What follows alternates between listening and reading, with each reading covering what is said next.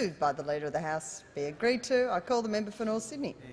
Madam Speaker, we have just witnessed a vote where the majority of the members present in this chamber supported a suspension motion of no confidence in the Prime Minister. The member for North Sydney will address the motion before the chair. And it comes back to leave of absence. Thank the member These for people North need Sydney. a leave of absence for 10 years, not 7 weeks. They need a leave of absence for 10 years and the rest, because no government has been more incompetent. No government has been more dishevelled. No government has failed more at the basic delivery of policy than has the Gillard Labor government. And now we have the shenanigans that in this place, Madam Speaker, in this place we have the Parliamentary Labor Party outside trying to work out who's going to be the Prime Minister of Australia.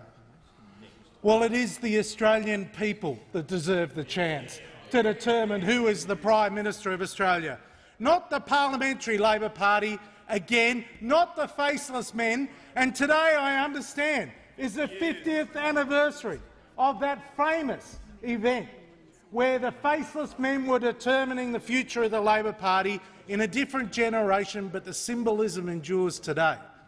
The symbolism endures today, because as of right now, the chief protagonists are out there campaigning, and it wasn't just the Minister for Regional Australia, who has himself taken leave of absence from his ministry. He's been sacked, I understand, but it is, of course, Richard Marles, who is the Parliamentary Secretary, who was on TV just before question time saying he is going to support Kevin Rudd. He is urging the member for Griffith to run for Leader of the Labor Party.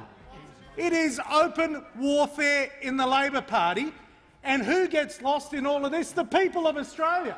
They're the ones that are left behind. Their concerns about cost of living, their concerns about raising their families, their concerns about law and order. They are the people, the forgotten people. The 23 million people are forgotten.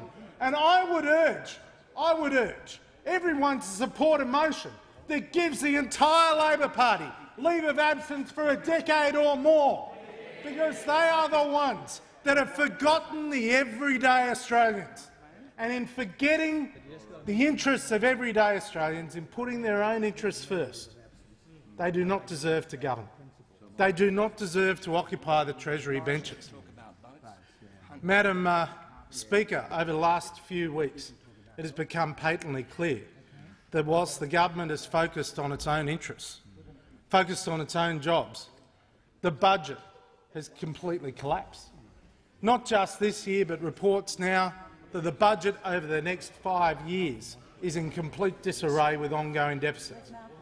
So, of course, what we've witnessed in the last few months alone is a government that has been completely besotted with its own self-interest, and a government that has forgotten the national interest.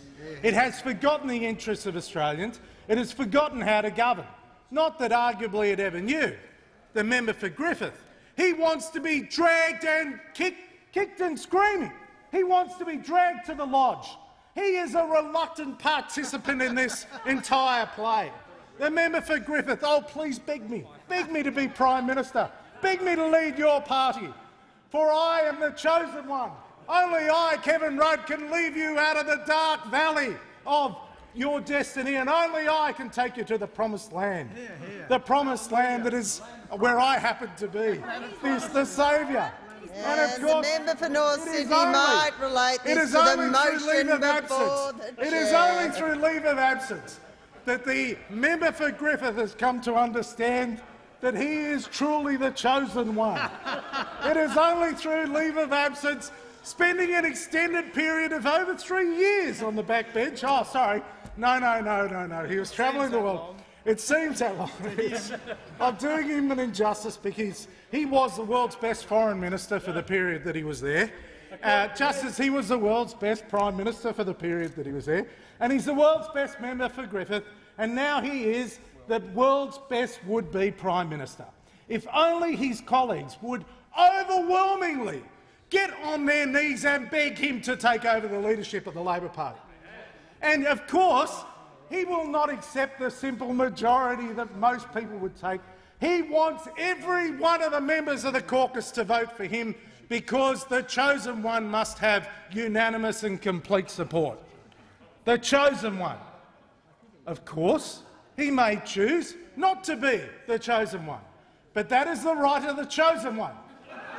That is the right of the chosen one to choose not to be chosen.